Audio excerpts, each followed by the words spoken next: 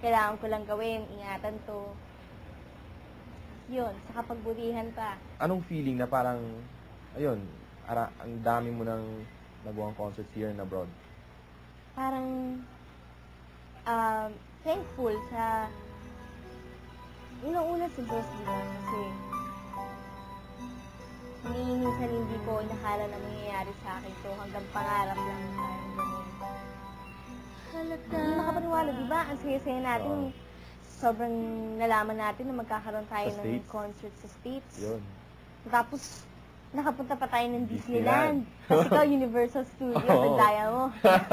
At Las Vegas. Las Napanood Vegas. mo yung Celine Yun Dion, pa, di ba? Celine Dion. Sobra talaga yun, di ba? Parang, Di ba? Tapos nun, concerts abroad at nagkaroon ka ng tayo, Jollibee commercial, Oo. Charmy, ano pa mga commercials mo nagawa? Marami, di ba? Yung internet card, ano yun?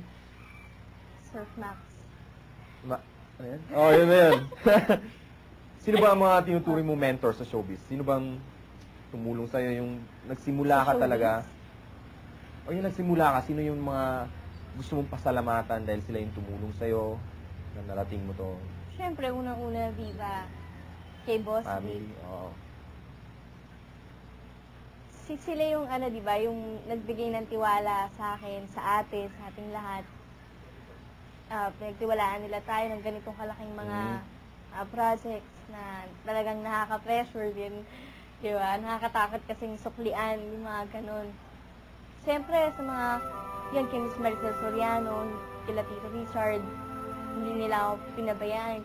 Yun nga, minotivate nila ako, tinulungan nila ako kasi alam nila na kailangan ko talaga na, alam mo yun. Hindi kasi isipin mo parang Maricel Soriano, tutulungan ka sa acting mo. Yung gano'n, di ba? Sobrang nakaka-eriv yung gano'n. So, siyempre, yung family mo, di ba? Sila yung, talagang si Daddy, talagang kahit saan. Si Daddy, kasama si Mommy. Ayun, hanggang ngayon talagang inaalagaan ka. Saka yung mga kapatid ko kasi, Mga kapatid mo. During nung competition, talagang naninigay sila ng flyers. Oo nga, naalala ko yun. Ikaw yata yung first na nagbigay ng mga flyers, di ba? Uy, hindi ako Ay, hindi ba ikaw? Tapos pag yung nabasa ko, back-to-back, mga awards si Sarah, mga competition na nasalihan mo, di ba? Ganun. Oo, ang galing. Pero sana, di ba, nasa showbiz na tayo. Marami ng intriga, marami ng lumalabas na minsan parang gusto mo Tayo na daw. Oo, gusto mo na umiyak or Kuya may mga Mark, ganun bang intriga. Paano mo hinahandle yun? Alam mo kasi na bata pa ako, iniisip ko, narinig ko sa mga artista, huwag ka lang pansinin, pinapractice ko sa salamin. Hindi po totoo yan, no comment. Friends lang kayo. Friends lang kami. May mga showbiz talaga na mga sagot. Mga ganun, di ba? Pero hindi mo na lang pinapansin yung mga intriga talaga. Siyempre nakaka-apekto din yun. Oo, Kahit sa sino performance, naman, di ba? Lalo na pag hindi totoo, Mm. nakaka-apekto talaga yun. Pero, yun nga, mas mabuti nga huwag mo nalang pansinin, parang sawa sila. Dapat matibay ka talaga sa showbiz, di ba? Oo. Yun yung Parang sinasabi si nila Last parati. Man, di ba? Oo. Idol ko yun, Sarah. si Last Man. Si Mark Oo nga Bautista ba naman. yun? Hindi. Grabe nun, saka bait-bait. Wow. Okay. Oh. Speechless.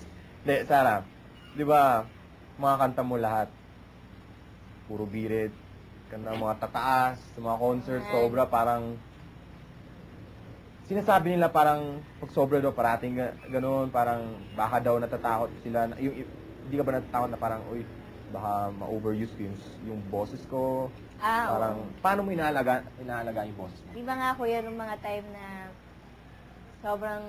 Aside sa vocalization, Oo, syempre, vocalization. Yun, dapat vocalization straight muna. body. Oo. Dapat vocalization ka muna bago ka magkakanta kasi masisira yung boses mo pag walang mga Warm up. Tapos, syempre, yun nga, yung mga bawal na pagkain, matatamis. Ikaw, Chocolate, kuya, malalamig. Ito kasi ang galing-galing kaya Hindi. ice cream na lang. Hindi Thank you pa, Nestle.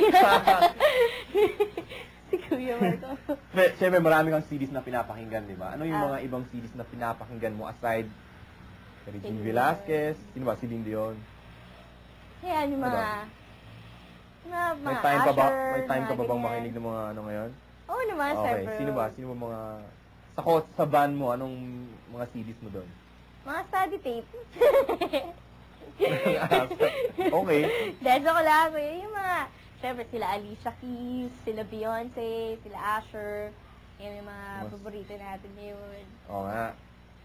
Ngayon, sabihin mo sa amin yung pinaka-favorite song mo at kantahin mo naman para sa mga viewers natin. Pinaka-favorite na song? Ngayon Ngayon? Ngayong araw na to, or... Ano, di ba, yun nga favorite ko yung If I Ain't Got You kasi yung meaning nga nung song parang bagay na bagay sa mga pang showbiz kasi, di ba? At ba pag kinakanta mo yun, parang naiiyak ka, di ba? Nakwento mo sa akin dati. Ano di ba? yun na? Actually, nung kinanta mo yan, mas dun ko na-appreciate yung song na yan, yung If I Ain't Got You. Diba? Oo nga, sa mga concert, di ba? Hindi pa masyadong sumikat yun, di ba? Kinakanta mo na sa mga concerts natin. Di ba? So, yun yung favorite song mo for now. Kantahin mo naman kahit few lines lang. Ayun nga, Sige. yung chorus, ayan. Some people want it all, but I don't want it all. Feeding you, baby. I got you, baby. May mga nagsasabi na everything came easy for Sarah. Bigla ang dami ng concerts, television shows, movies, and endorsements. That in a few years, mawawala na din daw ang glitter ng ating stars. Does Sarah feel the same way? What else could we expect from her? What are her dreams now that she almost got everything she wished for?